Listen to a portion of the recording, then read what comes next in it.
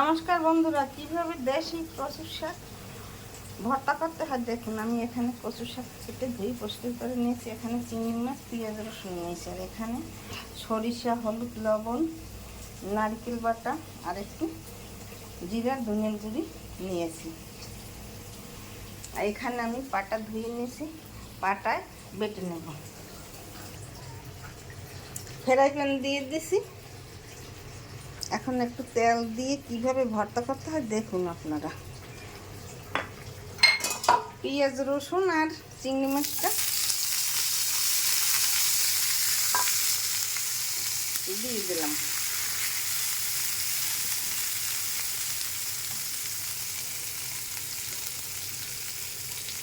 এখন কচুর শাকটা দিয়ে দিলাম। দিয়ে একটু ভাজা ভাজা করে নিলে ভালো হয় স্বাদ খেতে।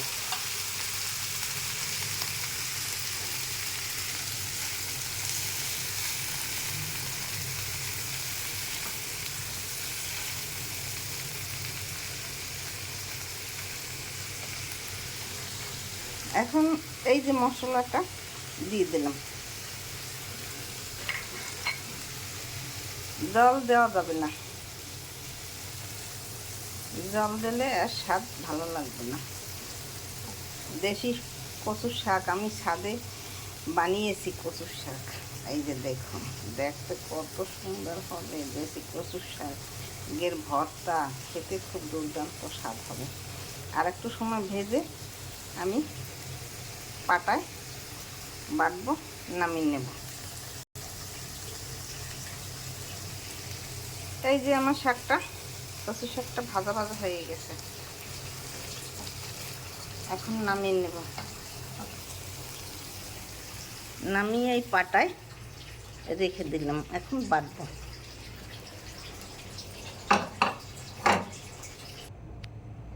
এই যে আমার বাটা তৈরি হয়ে গেছে। এখন একটা বাটিতে তুলে নেব। এই যে এখন তুলে নিচ্ছি। এই দেখুন,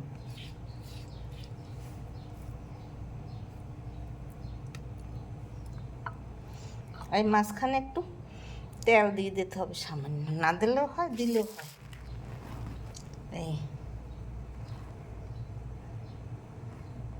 বেশি লাগবে না। আমি সব কিছু দিয়ে এখন এটাকে এইভাবে মেখে ভাত দিয়ে খেলে খুব দুর্দান্ত স্বাদ হয়। দেখুন, আমি একটু খেয়ে দেখি কেমন লাগে। সেই স্বাদ। আমি কাঁচামরিচ দিয়েছি, সেটা দেখানো হয়নি। দেখুন, খেতে খুব দুর্দান্ত স্বাদ হবে। কচু শাকের ভর্তা কেউ খেয়েছেন? না খেলে আমাকে কমেন্ট করে এইভাবে বানিয়ে খেয়ে কমেন্ট করে জানিয়ে দেবেন যে কেমন স্বাদ হয়েছে। খুব দুর্দান্ত স্বাদ হয়। এতে অনেক এক প্লেট ভাত খাওয়া হয়ে যায় এক কচু শাক ভর্তায়।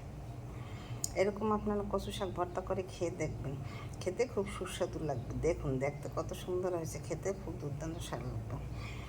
আমার ছাদ বাগান কচুর শাক খেতে কি সুন্দর স্বাদ। আমার চ্যানেলটিকে লাইক কমেন্ট শেয়ার করে পাশে থাকবেন। ধন্যবাদ, থ্যাংক ইউ। আমার ভিডিও ভালো লাগলে লাইক কমেন্ট শেয়ার দিয়ে পাশে থাকবেন।